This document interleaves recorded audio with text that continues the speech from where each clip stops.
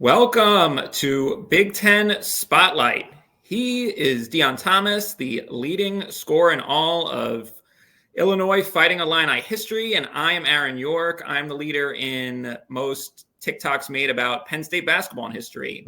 So that is our backgrounds, and we both love Big Ten basketball. That is what brings us together. That is what brings you here, hopefully, and is what will make you like and subscribe to this wonderful podcast as we get started. So yeah, let's just get into it. There's been a lot of action so far, and I want to get started with the biggest thing that's happened in the Big Ten, and that is Purdue winning the Maui Invitational. They sweep through Gonzaga and Tennessee and Marquette, and now the unanimous number one team in the land. I mean, no one can doubt that they're the number one team in basketball right now. The big question is, can they keep it rolling? I think people will hopefully agree with me and see that that they have vibes that remind me of the 2019 Virginia team that they got bounced by a 16 seed the year before, and then they came back and they won the whole thing. And Purdue still got a lot to prove. People are going to say, hey, wait till they get to March. Wait till the games really start to matter. But right now, they look like the best team out there, a ton of returning talent. Deon, do you agree with that this team has the potential to run the table and overcome all the questions that people are going to ask about Purdue basketball? Well, let me start off by saying this. First, it's a pleasure to be sitting here, you and I co-hosting Big Ten courtside on the Believe network. I think this, our pairing is going to be great. You covering and having all of your TikToks of Penn State. Man, do you realize my senior year is when Penn State came into the Big Ten? So that's how long it's been. And now I'm sitting here with a Nittany Lion fan hosting the Big Ten courtside. Who would have ever thunk it? Yeah, now we're one of the old teams. Now we're not even. There's so many teams that have joined since then. It's people are going to think that we've been there since 1920 or whatever. Well, we're definitely going to cover that in other shows because we got a lot of topics to come up with and to go over. Because you're right, there'll be 4 more teams on the West Coast coming in next year. So, but let me get back to your question, Purdue. First of all, very impressed by Purdue, having played in this conference, having played against Matt Painter as well as his assistant coach, Brandon Brantley. Great staff starting off. These guys and Paul Lusk, who I've known for many years, great staff. Not surprised that they are where they are. And when you have an immovable force like Zach Edey, I mean, it's really hard. And I watched Zach, covering Illinois basketball. I've watched Zach go up against Kofi Cockburn, and I've watched him when he came in as a freshman when I was working with the Big Ten Network. So to see his growth has been amazing. And I use growth, yes, pun intended, folks, because he's a big boy. But to see how he has improved as a player has been amazing. But I'll tell you this, the 2 freshmen that are now sophomores, Braden Smith and Lawyer, they are the ones. And the addition of Lance James, from Southern Illinois, the grad transfer from Southern Illinois, who's actually an Evanston guy. So he's from up here in my area. So that team is a complete team. And right now they may be the most complete team in the Big Ten. You have 2 really good guards in Lawyer and Smith that could shoot the lights out, that understand how to play the game.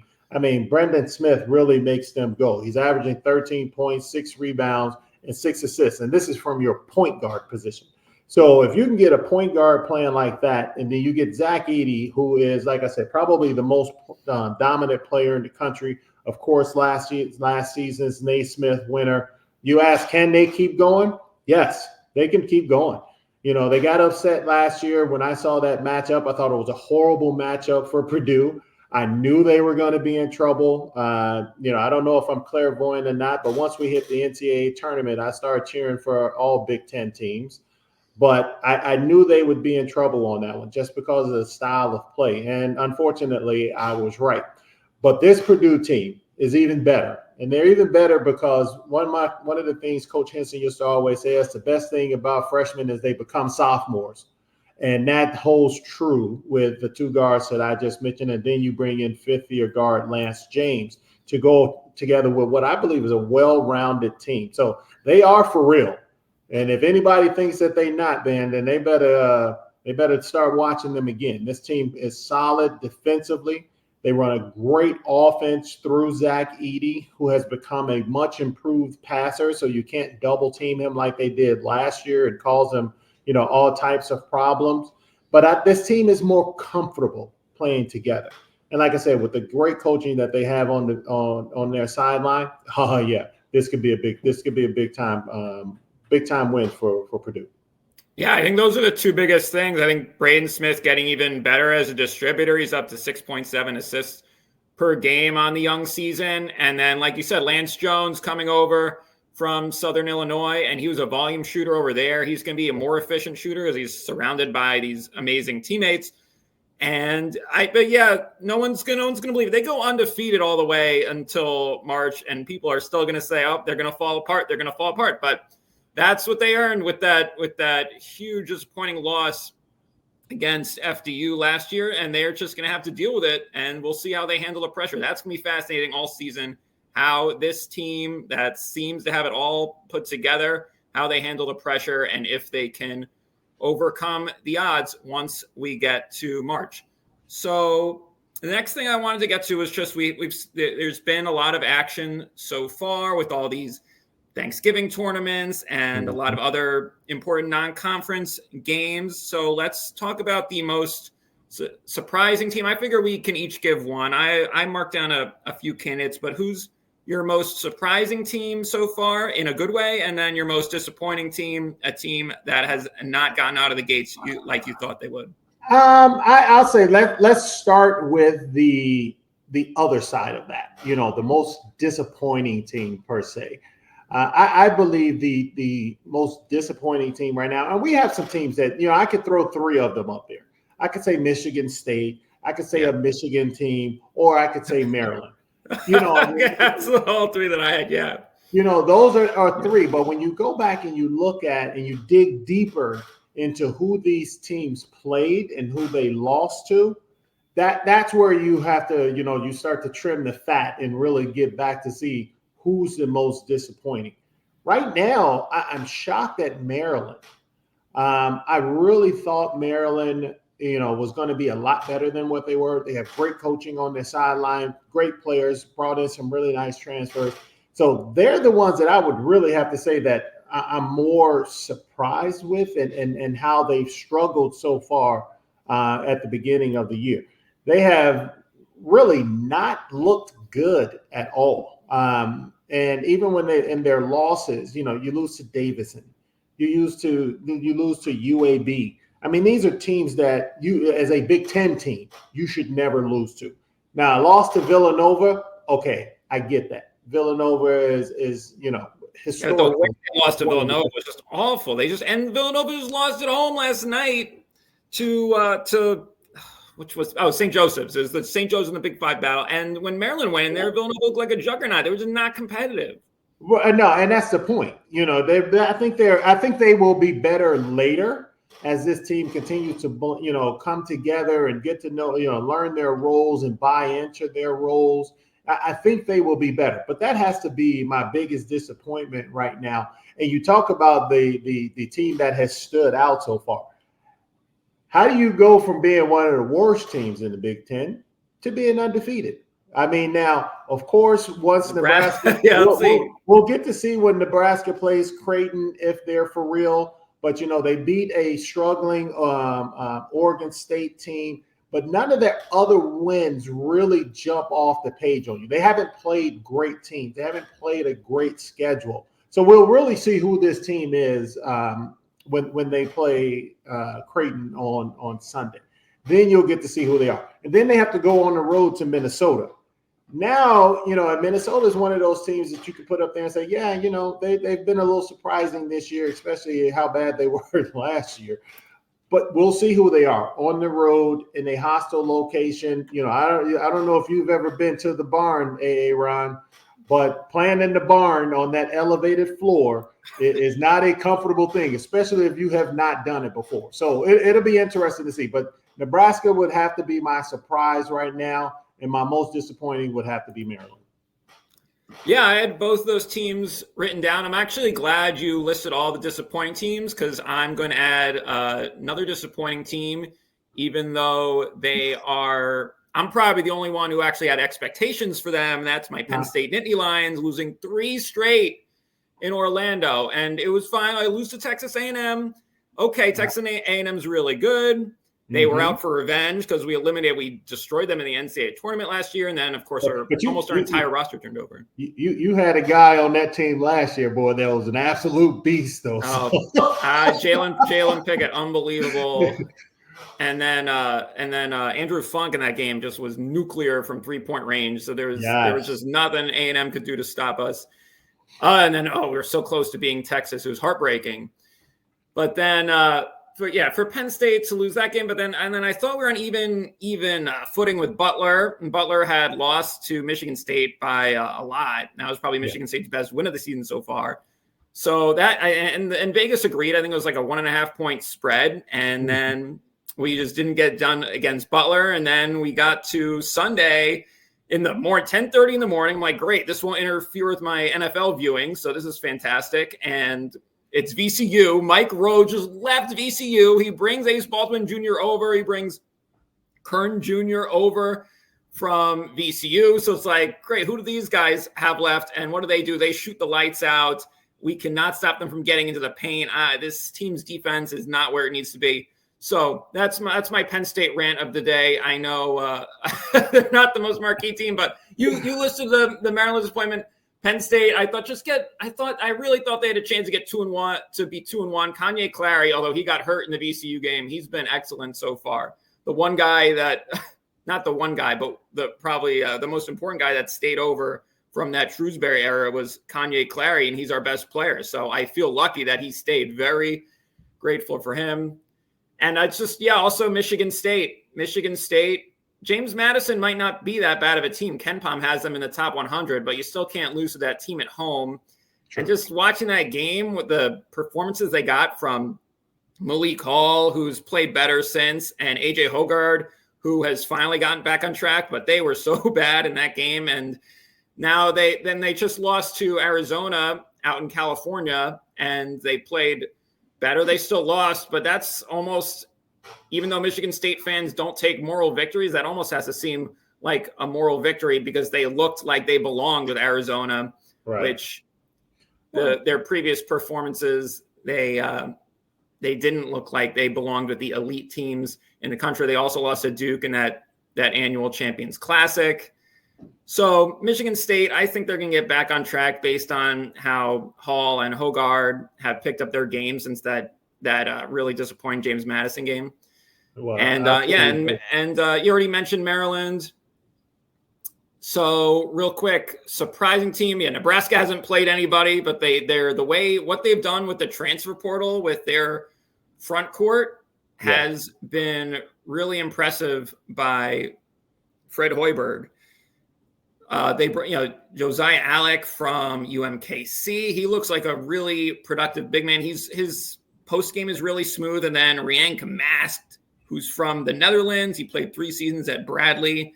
He looks like he's just going to gobble up rebounds. And then they bring back Keisei Tominaga, the incredible shooter from Japan who was in junior college. And then I don't know how Fred Hoiberg found him, but he's going to be a star this year. So, Nebraska, we'll see how they match up against Creighton. That's definitely a game to watch coming up.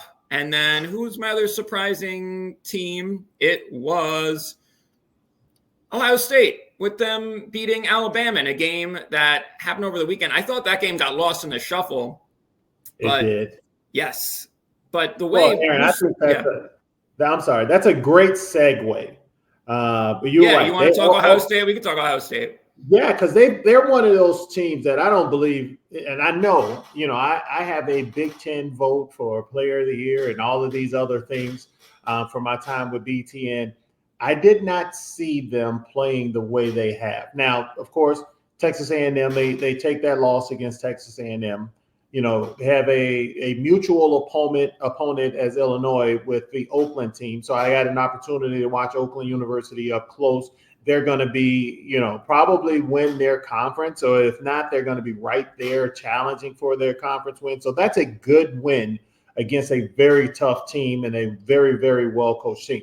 And then they come back and, like you said, beat Alabama. Now, granted, in Columbus on their home court, but Alabama's pretty doggone good. And for them to go out there and get that win against Alabama, I can see why you would list them as one of your surprise teams, because they're cooking right now and they're playing extremely well. Yeah, and to your point, Oakland just took down Xavier in a big upset. Yeah.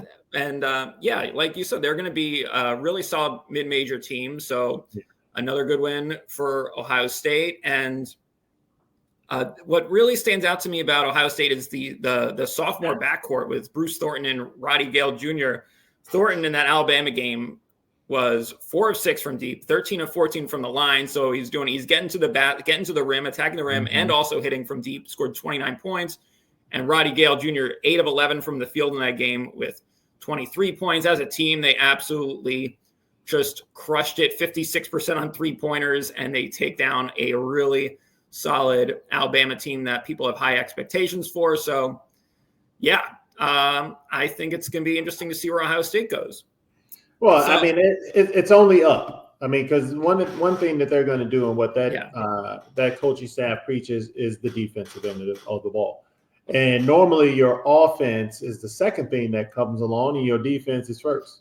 But for them to be, you know, those guys to start off shooting the ball the way they are, I don't think anyone expected them to be able to shoot the ball from 3 like that. And I wouldn't expect that every game.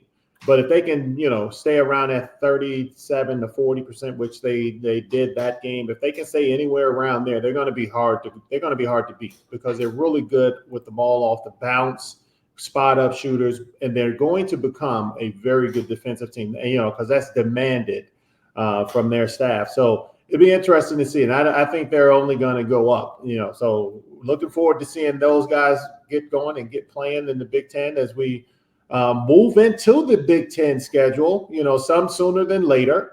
But Illinois kicks off this weekend at Rutgers, which is definitely not going to be an easy one. You know, I'll be sitting. Never easy at the Not Rack. at Piscataway, boy. Yeah, the building formerly known as the Rack. Yeah. They make you work in Piscataway. Now, what I don't like is, the only thing I don't like about when I broadcast games there is most places I'm on the floor. In the Rack, they got us way up at the top, sitting at the ceiling. Man. Yeah, the press sits way up there. Yeah. That I don't like. I like to feel like I'm in it. But no, it's a tremendous place to play. And Illinois, you know, who I believe, after watching them, of course, is a lot better than what they are, you know, sitting at, I think 24 right now. I mean, if they beat Kansas, people say, well, it's an exhibition, but they did beat Kansas, and they were in control of that entire game. And all of Kansas's players played hard, with the exception of the freshman from Europe. I can't remember where he's from exactly, but he's from Australia, not Europe, from Australia. And he's supposed to be really good. Still waiting to see him. Haven't really had an opportunity to see him yet, but he's going to be really doggone good. So this game is going to be interesting to see how they get going and how Rutgers get going, because Rutgers is another team that has been pretty impressive in their non-con. Yeah, that's going to be an exciting game. Because Illinois, they lost that tough one to Marquette at home. Besides that, they haven't played although they also, you're right, like you said, they also played Oakland. So Oakland is their best win, but you want to see them against this Big Ten competition. And Rutgers, they lost tough opener to Princeton. And Rutgers has high expectations. They're expected to get back to the NCAA tournament with Steve Peichel after that really disappointing bubble battle they had last year, where they just get left off. And a lot of people, including myself, thought they should have been in the tournament. Yeah, I was a little surprised. But, you know, they have a good win over Georgetown as well. And that's why you really have to pay attention to this Rutgers team. They have a chance to be good. And their loss to Princeton. Not everybody can play against a Princeton team. I've played them. We beat them in Champaign. They still play that same Princeton offense where it's slow as heck and they grind you and they shoot. And if you're not prepared for that makes for a long night. So I don't look down my nose at that loss. And that's why I understand and I know this game is going to be extremely tough. Guys going to have to come out and be ready to play. But we got a good slew of Big Ten games coming up. You got Purdue on the road in Northwestern. Northwestern is one of those teams that you could throw in and say, hey, man, they're a little bit of a surprise too. They're playing pretty doggone well. You bring back Boo Boo. He seems like he's been at Northwestern forever. for 20 years now.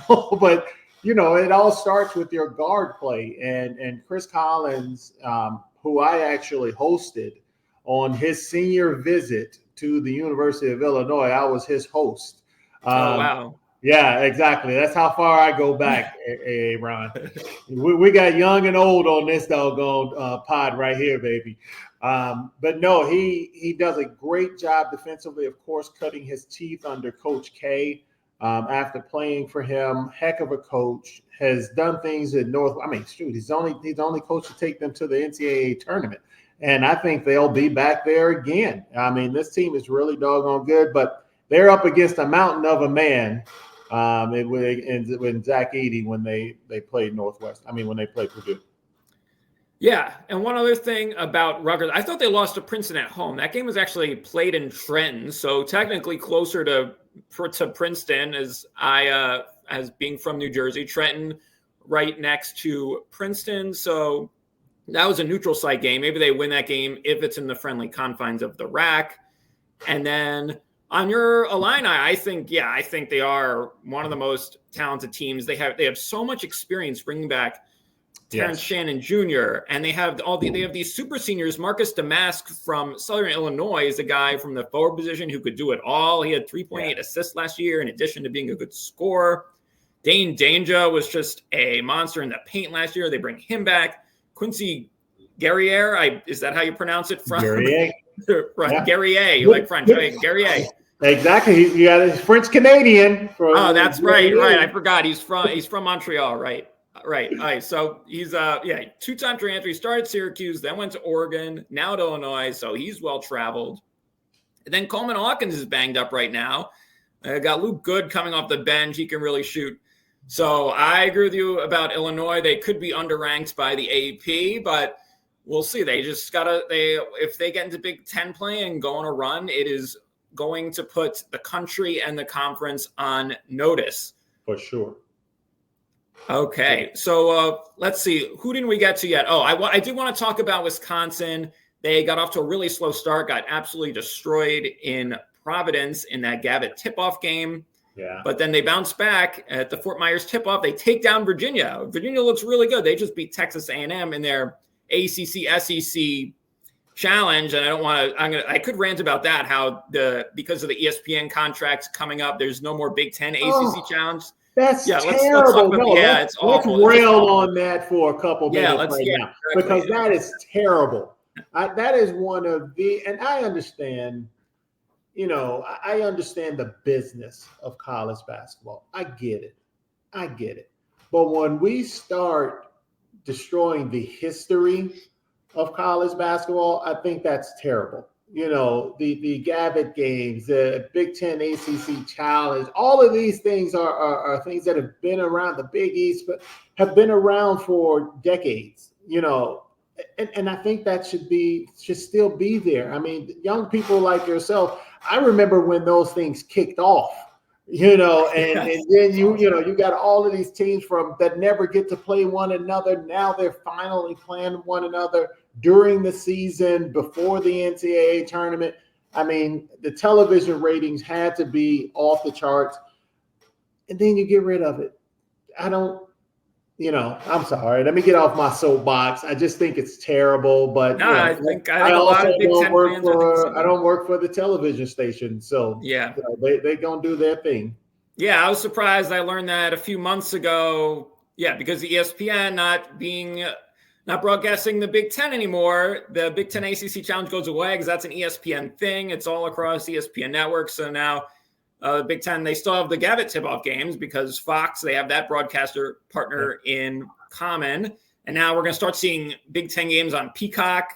Yep. And that's going to be a bit of an adjustment for fans like me who don't really like streaming because it's harder to change channels, harder to watch multiple games at once. But that is the deal they made. And of course, it's fine with football because you have NBC, you have the big broadcast stations involved. But when you get to basketball, they start putting stuff on Peacock and they start putting stuff on FS1. There's just not as many channels as they had when ESPN was involved. Yeah, exactly. And you got to do the Johnny Manziel, baby. Yeah. It is all about the money, but Big Ten fans will adjust. Yes, and right. So I got started talking about Virginia beating Texas A&M in that ACC SEC challenge now. And then, Wisconsin beat them down in Florida over the Thanksgiving break. And they had, let me bring that's kind of like Big Brother playing. That's kind of like Big Brother playing little brother. Yeah, their styles are so similar, right? No, their styles are really the same. Because that's where Tony Bennett cut his teeth. That's where he played. His dad. All of that stuff comes from that Wisconsin type system. So heck of a game. You're right. Beating a really good, what I think will eventually be a really good Virginia team. Both of them want to give you as many opportunities to score the ball as possible. But Wisconsin is I think it's a little bit better than what they have shown. I mean, they have the losses, as you mentioned. They went over Purdue. They lost Virginia, a tough one to Tennessee. They lost Tennessee. A tough test. Yeah, home game test. Tennessee's really good, though. Tennessee is very good. Illinois has them coming up here in a week or so as well. So it'll be really interesting. That is going to be a showdown, yeah. In Knoxville. So that'll be interesting to see how that goes. But Tennessee's really good. And then they also have their other loss to Providence, which, is a good basketball program. So, but I think that Wisconsin will be a lot better. That offense that they run, and I call it Wisconsin basketball. That's all it is. No one else in the country can do it the way they do it. Coach Gard over there is an amazing coach, and you don't hear me say a whole lot of good about a lot of the Big Ten teams. I will now, since we are covering the Big Ten. But Coach Gard and what they do over at Wisconsin is amazing. I mean, and not just now, but this started back when I was playing. And once they shifted and that's started. That's when I first got on the scene, right? Yes. I mean, with Rashard Griffith, Howard Moore, who was, more of a role player, but who's a really good friend of mine, who was there at that time, Mike Finley, Tracy Webster. I mean, that's when they really started to turn things around and get better. And they've just been rolling ever since. And I think the style of basketball that they play gives teams trouble. And that's what it'll eventually be as these young guys continue to grow in that offense and continue to understand what Coach Gard is looking for. Yeah, they remind me of Ohio State in this season because they are a perennial tournament team that missed the tournament last year, looking to bounce back. And Wisconsin is bringing back so much talent with Chucky Hepburn in the backcourt, and you have Tyler Wall and Stephen Crowell in the front court. And they add AJ Storr from St. John's, who's going to give them some scoring pop from the outside.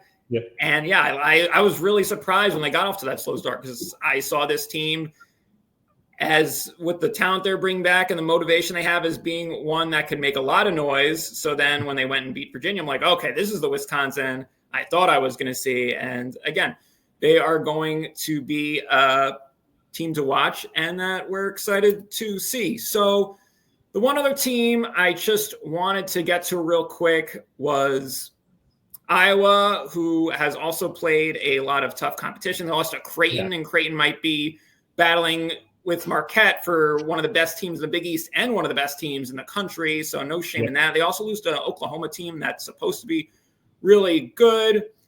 And against Oklahoma, they just really surprising for Iowa. They went 4 for 23 from three. They really struggled to shoot the ball. But the player I wanted to talk about, and we talked about all these transfers coming into the conference and the impact they're having. This guy might have the biggest transfer impact. Ben Krikke came in from Valpo, and he was a great scorer for Valpo. But now I think he's even scoring more points per game on the young season so far than he did at Valpo. He is having a huge impact at Iowa. I don't know if you got to see him yet, but He is just he's having a massive impact on this conference. Big Luka Garza vibes.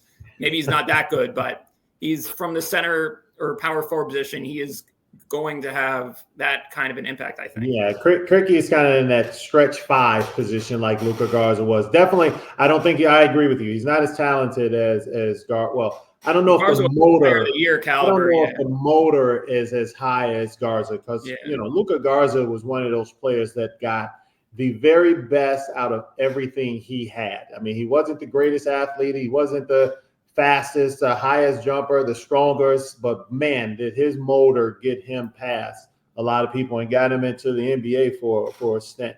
But you talk about that Iowa team. This is one of the things, and Coach Fran McCaffrey is a master at getting guys to play his style of play, which is a very up-tempo, offensive-based style of play. Yeah, I love that because they're the exact opposite of the football team. Everyone makes fun of not being able to score. And the basketball team is up and down the court, shooting threes left and right. Yes. It's just one of the most exciting teams to watch. I think that's so funny. No, it is. And that's great. You're definitely on opposite ends. He and Coach Ferentz are not the same. What they are 2 tough, hard-nosed guys. Fran being from Jersey, being from the East Coast, he is a tough, hard-nosed guy. But, man, does he love his offense. And then the shifting and mixing up of defenses. So people always get on them about, they're not a great defensive team, but they can outscore you. They're right. They're not a great defensive team. They're a good defensive team that can really put the ball in the basket. And you talked about Cricky. I mean, he's a kid that, I didn't know what to expect with him coming over, but he has definitely showed up and showed out so far and has played really well. But this Iowa team has some really solid players. I'm sorry, I don't have the roster in front of me, but covering them last year and then still having guys come back, they've been really good, and they're going to be good. And this is a team that has the coach's son out there, little McCaffrey, who can really stroke it and plays well when he gets going. So this team is going to be tough. It's going to have to, see how they are as they continue to grow. But they kick off their Big Ten season, against the mountain of a man again. Coming here December the 4th, they have to go up against Purdue. So it'll really be interesting to see how they get going. I don't expect them to win that game. I could be wrong because they're playing in West Lafayette. So I'm not really sure. No one's going to be expected to win West Lafayette this year. Exactly. Because that's what, I saw a TikTok the other day, and they were talking about the most intense places to play or best at the college atmospheres. And they were ranked right up there at the top. Yeah, Mackey's up there. Anyone that has never played in Mackey, whoa. I have, and I'm going to tell you, that's a hard place to play. There's not a bad seat in the house. It's a newer, as I put up my air quotes, newer facility, but it looks like a high school facility. But everybody's right there on the floor. All of the sound reverberates right down to the floor, so it gets crazy. And I love the Purdue fans, man. They get it rocking over there, boy. But that's going to be a tough contest. Between the 2 black and gold teams, but Iowa's good. If they can get cooking from 3, they can make a day real long. Yeah, and Cricky maybe being able to pull Edey out to the perimeter where he's not as comfortable, maybe that can give Iowa a shot at a big upset early on in the Big Ten season. So, yeah, before we go, let's talk about this upcoming slate. There is a mixture of conference play, like we already talked about, games we already talked about. This Purdue at Northwestern on Friday night, Illinois at Rutgers on Saturday. And there's also some really exciting non-conference. Marquette at Wisconsin we didn't talk about. Marquette, we've already seen play against Big Ten teams like Purdue, like Illinois. Now they head to Wisconsin, a great rivalry game that always seems to be exciting. I think that like the last couple of years, it's come down to the buzzer. Yep. So that will get you start early, 12:30. Start on also a big football day. So that's just going to be a wonderful sports day on Saturday. I can't wait for it. And also Michigan going to Oregon is, as we talk about Michigan being one of the more disappointing teams. I thought they were going to be a surprise team when they got started with that win against St. John's in the Gavitt games, but they have dropped a couple since then, it was a tough. Yeah, they went 1-2 down in the Bahamas. That's a really competitive tournament. Also losing to Long Beach State, and you just can't do that at home up at Michigan. But they'll try to get back on track when they visit Oregon. And that's a tough game. Yeah. Oregon's going to be a tough environment for them. Michigan is a team that's still trying to figure itself out. Yes, but without Dickinson. Dickinson just defined that team for the past 3-4 years. He did. And then you of course you got your associate head coach coaching the team and you definitely got to stick with great coach, has been a great coach when he was over at St. Joe's, but you're missing your head coach. Juwan who's a really good friend of mine. I mean, going all the way back to high school, wasn't on the sideline. And so, people may not think there's a drop off there. There is a drop off there. And part of that is maybe not the X's and O's, but Juwan's a great motivator. He really gets those guys up, gets them going. So to not have him in some of those games, maybe you don't have that loss to Long Beach State. Maybe you don't have that loss to Michigan. Texas Tech is a good team, and then they showed that in that game. But maybe you don't have those losses if Juwan is on the sideline. But like you said, they're traveling to Oregon. They got a really big contest there. It's going to be very difficult. The new addition to the Big Ten in 2024, the Oregon Ducks. So it'll be interesting. They get their West Coast swing kicked off in 2023. So hopefully Michigan can come up with a win. They're going to need that to really gain some confidence as they move into the Big Ten season. Yeah, and two players who have stood out for Michigan so far: sophomore point guard Doug McDaniel, scoring 18.4 and points per game and 5.6 assists per game. He is going to be a star in this league. And then the transfer from Tennessee, I don't even know if it's Oliver Olivier Nkamwa. I think I have the Nkamwa part right. That's the you do. Part. Good job. Good job, Aaron. He is going to do his part in trying to fill that void left by Dickinson. He's doing a decent job so far, 17.6 points and 7.3 rebounds. So we'll see. They still got some talent. And I'm going to be interested to see what happens and if they can get back on track. And I think that is it. And then on Sunday, we talk about Creighton at Nebraska. Is Nebraska for real? We're going to find out real fast. They take a huge step up in competition there. Yep. And then Minnesota visiting Ohio State. We like what Ohio State's been doing so far. So they are going to be expected to handle Minnesota at home. When you have one of the bottom of the league teams at home, you've got to take care of business, especially the first game in conference play. They're going to want to get that off to a good start on Sunday night. And anything else you got for these this upcoming slate as we get into the early sneak preview of conference play that we've had since for the past few years? Well, don't forget we got Indiana, Maryland. Yes, Friday night, the opener. Yes, in Bloomington. So can Maryland turn it around? I mean, can Maryland turn it around against a good Indiana team? Indiana is a solid team, and with Coach Woodson over there, again, a Bobby Knight disciple. So he's going to be defense first and love that motion offense. And Indiana's pretty doggone good. So can Maryland get the monkey off their back? That's going to be an interesting game to watch and really be able to pay attention to. But other than that, big dog, congratulations on Big Ten Courtside, the inaugural show. Excellent. Love it. I was going to add one more thing. I saw Indiana at Madison Square Garden with my friend who's a diehard Indiana fan, and Malik Reinu and Khalil Ware. That front court is going to be a problem. If they can get some more production out of the backcourt and out of the couple of the highly recruited freshmen they have, they are going to be a really tough out. But yeah, they're going to be expected to handle business. That front court might be the best front court in the Big Ten. So thank you. This was a fun debut. Yeah. Yeah, like you said though, it's all the best thing about freshmen is they become sophomores. So as time goes on, that Indiana team I believe is going to crank up. Yep. And yeah, thanks. This was a really fun debut. I like the back and forth, and this is going to be an amazing sports weekend. Hope everyone catches as much action as they can. And yeah, Big Ten courtside, we will be with you all season long. Yes, sir. Peace out.